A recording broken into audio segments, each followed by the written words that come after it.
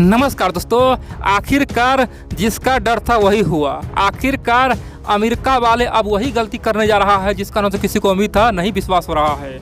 America और NATO के इस कदम को देखकर रसिया के राष्ट्रपति पुतिन और रूस ने ओपनली कहा है कि यहाँ से हम नहीं रुकेंगे, यहाँ से तीसरा विश्व युद्ध होकर रहेगा।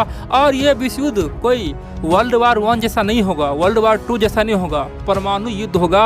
और मैं फिर से बोल रहा हूँ, पलक झपकते सबको सुहा कर दूंगा। दुनिया में चाहे तहस नहस हो जाए, चाहे लोगों का अंत आ जाए, इंसान का यहाँ पे खत्मा हो जाए, लेकिन मैं तो अपने को बचाने के लिए कुछ भी करूँगा। ये संसार का नियम रहा है, जिसकी लाठी उसकी भैंस, और मैं अपने को बचाने के लिए दूसरे पे हमला करके रहूँगा। दोस्तों, रसिया के इस बयान से पूरे दुनिया खलबला गया, बोल दिया कि भैया ये यूक्रेन और रूस का युद्ध अब यहाँ से बाहर जा चुका है, हाथ से बाहर निकल चुका है।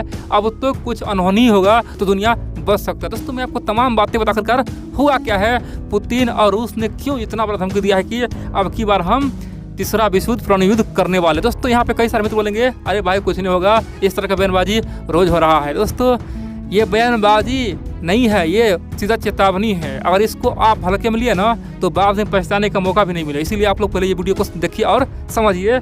लेकिन इन सबसे पहले आप लोग को बता दूँ दोस्तों, आप लोग वीडियो पूरा देखते लेकिन वीडियो को लाइक करना ही भूल जाते हैं। इसीलिए यारो, आप लोग से फिर से अनुरोध है कि जितना हो सके वीडियो को लाइक करें और जितना हो सके चैनल को सब्सक्राइब करें और कमेंट भी करें। मैं आप लोगों का कमेंट पढ़ता भी हूँ और देखता भी हूँ। इतना ही नहीं, इस वीडियो को शेयर करें ताकि हमारे मित्रों को, आपके मित्रों को पता चल पाए कि आखिरकार दुनिया के इस रेस में भारत का क्या पोजीशन है, भारत चाहता क्या है। इसलिए दोस्तों, आप लोग वीडियो को शेयर करते रहिए। अब जानते हैं आखिरकार हुआ क्या है, किस प्रकार से रूस ने अब तक का सबसे बड़ा चेतावनी दिया है, दुनिया के लिए खतरा मंडराया है। अब यहाँ पे पहली बात तो आप ये समझिए, आखिरकार रूस ने ऐसा क्यों बोला है। दोस्तों, अब तक आप जानते हैं यूक्रेन का दावा है कि रूस का कम से कम 10,000 से लेकर 11,000 सैनिक का मौत हो चुका है। खासतौर पे यूक्रेन ने उसे मार दिया है।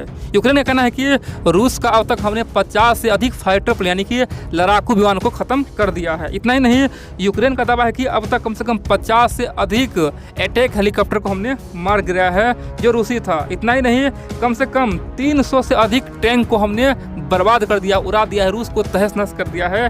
दोस्तों, यूक्रेन का दावा है कि हमने अब तक कम से कम आर्टिलरी गन जो होता है ना, वो कम से कम 150 से अधिक खत्म कर दिए हैं। रूस को हम खाली हाथ कर दिए हैं। इतना ही नहीं, कम से कम जो आर्मी के लिए जो व्हीकल होता है, आर्मी के लिए जो पर्सनल दोस्तों कैरी करने वाला व्हीकल होता है, उसे कम से कम 1,000 से अधिक मार दिए। कितना? 1,000 से अधिक आर्मी के लिए व्हीकल को ख़त्म किया गया है।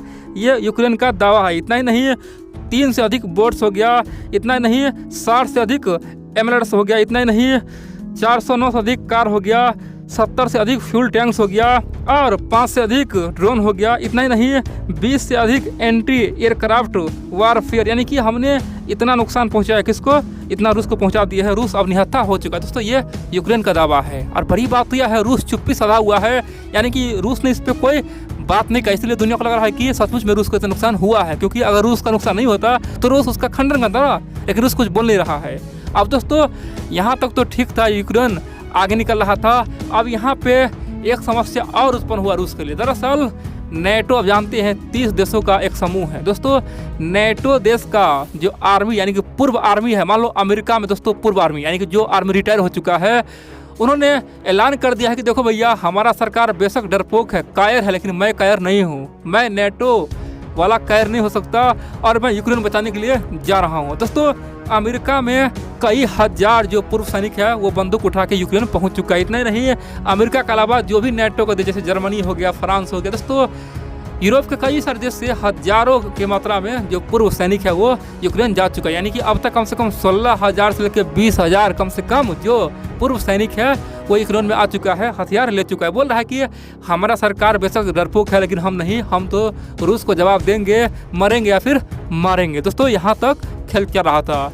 अब बड़ी बात तो यह है, इसी युद्ध में अब नेटो का एक एंट्री हुआ है। अब आप बोलेंगे तो ऐसा क्या हो गया जो नेटो यहाँ पे एंट्री करने वाला है। दोस्तों, अब जानते हैं, रूस का जो भी टैंक बर्बाद हुआ ना, जो भी अभी तक हथियार खराब हुआ है, रूस हारा नहीं है, यानी कि यूक्रेन वाले बहुत शक्तिशाली है। दोस्तों, रूस के साथ एक समस्या हो गया है। जिस प्रकार से हिटलर वर्ल्ड वार 2 में दोस्तों रूस को हरा देता, ठीक है, रूस में अपना टैंक, हथियार सब कुछ भेज दिया, लेकिन क्या हुआ, रूस में पहुंचते ही उसका टैंक वहाँ पे खासतौर पे कीचड़ में फंसना शुरू हो गया, वहाँ पे फंस के वहाँ पे बर्बाद हो गया, वहाँ पे रूसी सैनिक भी वहाँ पे मारा गया। बोले क्या हुआ दोस्तों, खासतौर पे जो यूक्रेन है ना वो कभी पहले रूस का हिस्सा था, सोवियत संघ का हिस्सा था, ठीक है दोस्तों। तो यूक्रेन में हर साल पता क्या होता है, इसी महीना में वहाँ पे जो मिट्टी है वो पूरी तरह से कीचड़ बन जाता है दोस्तों, मिट्टी में कीचड़ बन जाता है। और वहाँ पे कोई भी टैंक जाता है ना वो गड़ जाता है। यानी कि मान लो आप 100 टैंक दोहराओगे तो कम से कम 80 से 90 टैंक वहाँ पे खासकर मिट्टी में धंस जाएगा। दोस्तों ये वही समय चल रहा है जो वर्ल्ड वार 2 के समय हिटलर को नुकसान हुआ था। यानी कि रूसी टैंक हथियार जा तो रहा है लेकिन सब यूक्रेन पहुंचने से पहले ही मिट्टी में धंस रहा है। इसी कारण से रूस को इतना नुकसान हुआ। ये मत समझो कि यूक्रेन वाले बहुत बहादुर होता है, इतना टैंक को बर्बाद कर दिया है। दोस्तों ऐसा कुछ नहीं है, यानी कि ये प्राकृतिक आपदा है। अब बड़ी बात तो यह है, रूस सोच रहा है कि अगर हमारे पास प्राकृतिक आपदा है तो हमारे पास तो एयरफोर्स है ना, हमारा एयरफोर्स चाहेगा तो धुआं कर देगा, मिसाइल चाहेगा तो यूक्रेन को तबाह कर देगा। लेकिन अभी तक समस्या यह था कि रूस सोच समझ के मिसाइल दाग रहा था ताकि वहाँ पे आम लोगों का मौत ना हो। लेकिन दोस्तों अब रूस सोच रहा है कि अब की बार आर्या पार करेंगे, चाहे जिसको मारना मरे, अब तो हम कीव को और यूक्रेन को गिरा के ही छोड़ेंगे। अब बड़ी बात तो यह दोस्तों, रूस के इस मंशा को अब नेटो वाले समझ चुका है,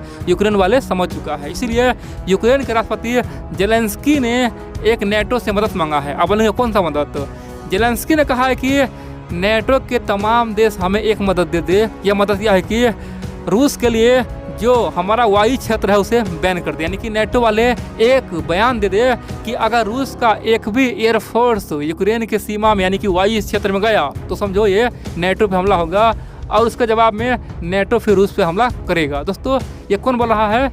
ये यूक्रेन बोल रहा है। आप बोलेंगे तो नेटो ऐसा क्यों करेगा? दोस्तों यूक्रेन कह रहा है कि देखो ये हमारे लिए मत करो, आपका जो 15 से 20 हज़ार जो सैनिक अमेरिका वाले का या फिर जर्मनी का, ब्रिटेन का जो सैनिक हमारे देश में आया है वो तो आपका पूर्व सैनिक है ना, आप कम से कम उसे तो बचाओ। क्योंकि जब रूस हम पे हमला करेगा, खासतौर पे धुआं करेगा, तो उस समय यहाँ पे आपका भी सैनिक मर सकता है, हमारा भी लोग मर सकता है, आम इंसान। इसीलिए आपको इतना कहना होगा कि अगर यूक्रेन के वायु क्षेत्र में रूस का अब कोई भी फाइटर प्लेन गया तो समझिए नेटो पे अटैक है। अब दोस्तों नेटो सोच रहा है कि क्यों ना हम ऐसा घोषणा कर दे, इससे क्या होगा, रूस वाले डर जाएगा और फिर अपना फाइटर प्लेन नहीं भेजेगा। फिर क्या होगा, दूसरी ओर रूसी टैंक हथियार नीचे में मिट्टी जो कीचड़ है वहाँ फंसेगा और ऊपर में वायु क्षेत्र में आने पाएगा और अंत में रूस हार जाएगा। दोस्तों ये प्लान कौन कर रहा है? ये नेटो कर रहा है। लेकिन रूस ने साफ कर दिया है कि अगर नो फ्लाइंग जोन अगर जिस समय नेटो वाले लागू करेगा, यानी कि हमारे ऊपर कोई भी वायु क्षेत्र का पाबंदी लगाएगा, तो समझेंगे ये हमारे लिए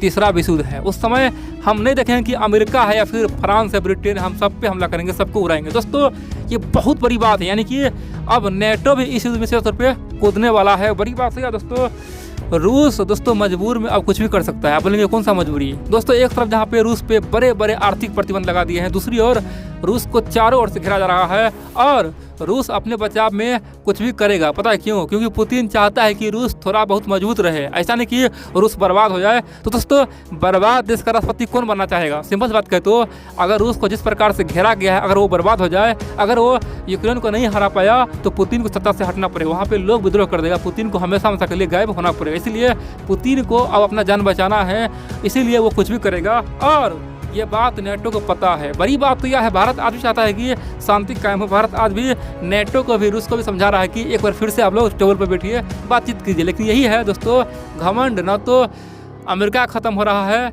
और न ही नेटो खत्म हो रहा है, बोल रहा है हम तो सुपर पावर है। इसीलिए दोस्तों रूस को सब दबा रहा है और झगड़ा यहीं पे आगे बढ़ते जा रहा है और मुसीबत लंबा चौड़ा आने वाला है।